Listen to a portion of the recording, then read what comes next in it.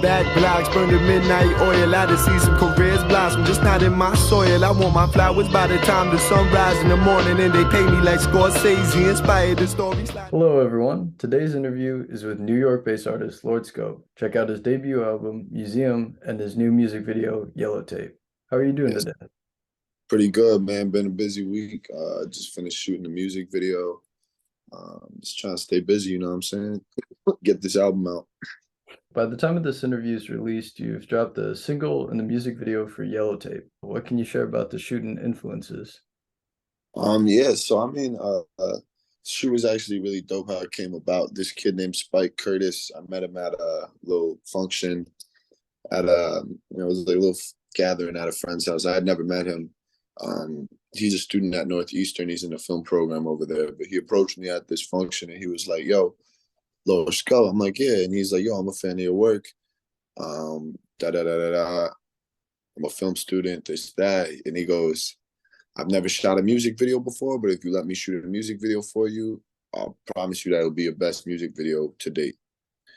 And I like that confidence. He's a good, he's a British dude, you know what I mean? He's still real classy dude. So, I liked his confidence. I liked his approach, and he did a great job on that video. Totally understood what I wanted and everything. I respect that a lot. Were there any influential directors or influential music videos that you were seeking to reference or base the work on? I just wanted to feel like something classic, something that felt like New York. I'd say maybe Rock Marcy's 76 video directed by Jason Goldwatch. It's a very grainy film. But yeah, I mean, in general, I think I was just trying to do something that could speak to the essence of the city and myself and my friends. We've talked about the fact you hail from Washington Heights, a place you've described as having classic New York character. What does that mean to you?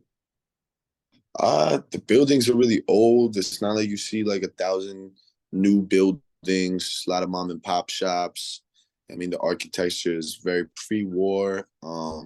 It got a lot of community and shit, you know what I'm saying? So you can still get good cheap eats, you know what I'm saying? Like it's a dope neighborhood, man. I love the Heights. I love the Heights. You know what I mean? It feels like home. It doesn't feel like sometimes I go downtown nowadays, go to certain parts of Brooklyn. I'm just like, this does not feel like New York. The people here are not from New York. You know what I'm saying? To your point about community, Washington Heights has been historically recognized as a Hispanic neighborhood, a cultural blend you referenced throughout your work. And how has that culture influenced you the most?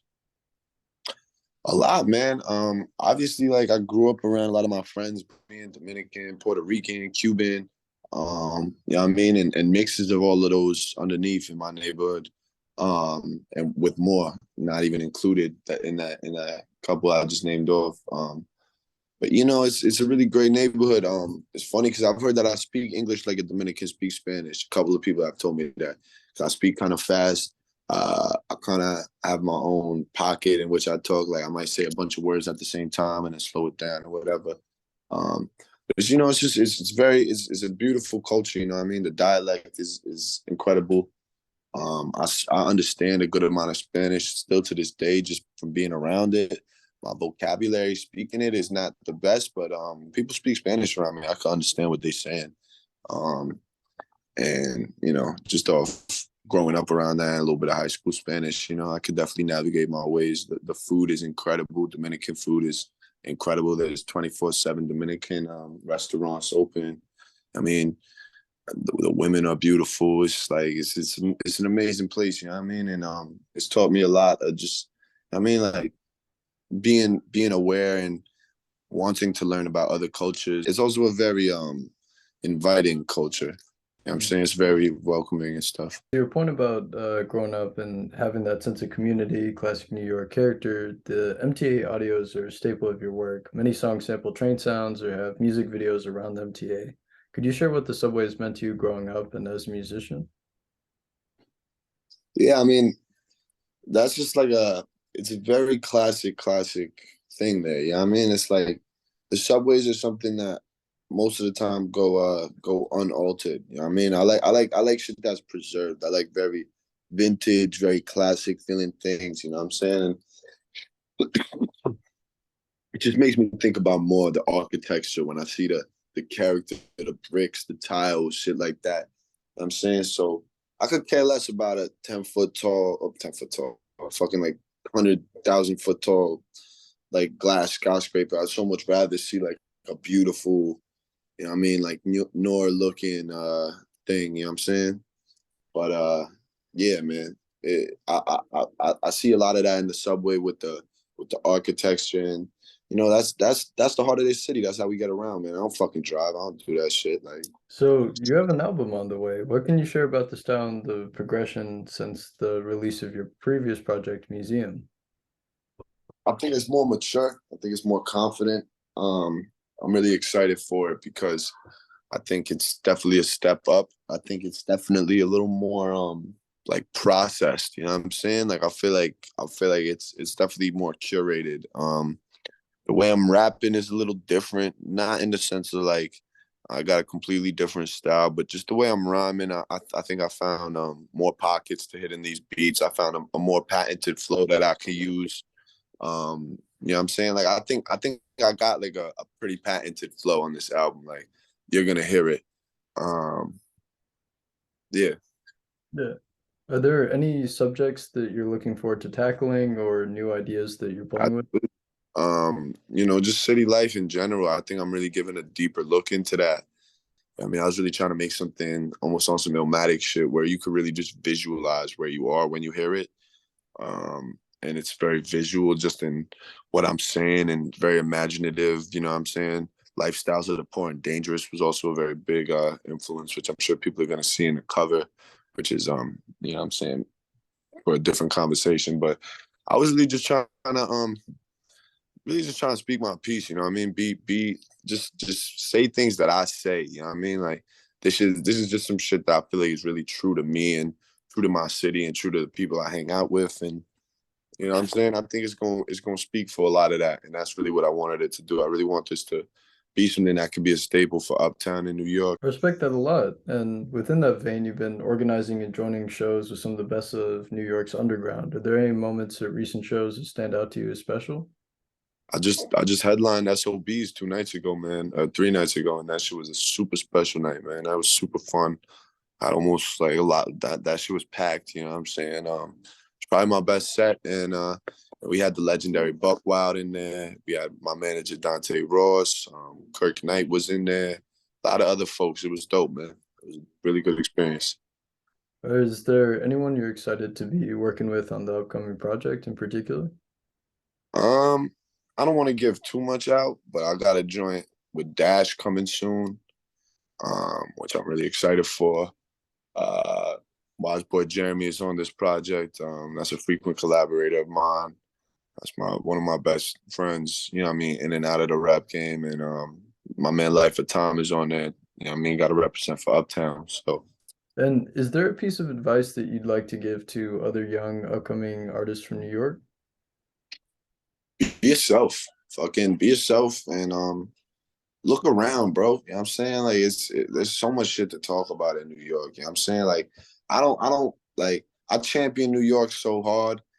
And it's also like, cause it's just like this is the mecca of this shit. You know what I mean? Like, if you live in fucking Wyoming, you're not gonna be able to step out of your crib and see the same things that we see.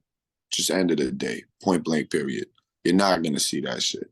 You know what I mean? Like, we grew up at a faster rate. We grew up outside witnessing shit that we probably should not have seen. We grew up, you know what I mean, knowing how to mind your business, but be aware of shit. And you know what I'm saying? Like, there's so much to see in New York, which means there's so much to talk about, which means there's so much content for you to put in your music. So if you turn in a blind eye to that, you know, don't. You know what I'm saying? Like that's a special thing. And people don't realize that this time needs to be documented. You know what I'm saying? Like there needs to be shit that can speak to what was going on during this time in New York, you know, in teenagers' lives and you know what I'm saying, and all of that shit. So you know what I'm saying? I feel like people are kind of afraid to look back at shit retrospectively in the present. You know what I mean? Because I want this shit to be, if I die tomorrow, motherfucker could hear my album and know exactly who I was. You know what I mean? Maybe not exactly, but they'd be like, they could feel personally connected to me just off hearing that, and they could feel that time period is present. You know what I mean? Mhm. And when you speak that idea of legacy, what sort of legacy are you hoping to leave within 5 or even 10 years? I want to be one of the best, man. You know what I mean? I really couldn't really care about a Grammy or shit like that. Like that would be cool, you know what I'm saying? I would love that, but I want to be one of the best. Like when people have those conversations, I want my name to hold weight. You know what I mean? I want my name to hold weight in a way that like Rock Marciano's does, or West Side Gun, Joey Badass, Nas, Doom, Lil Wayne, Jadakiss is a perfect example. Nobody ever says nothing against Jadakiss, right? He got the illest shit. Sean Price is another one. I mean, you can't really question it because he just stayed consistent for so many years, giving you such good shit, being authentic that it's like, what are you gonna say about them? If you don't like their music, you don't like their music. But people who like their music are the ones who are gonna champion them, buy their tickets, buy their merch, support them.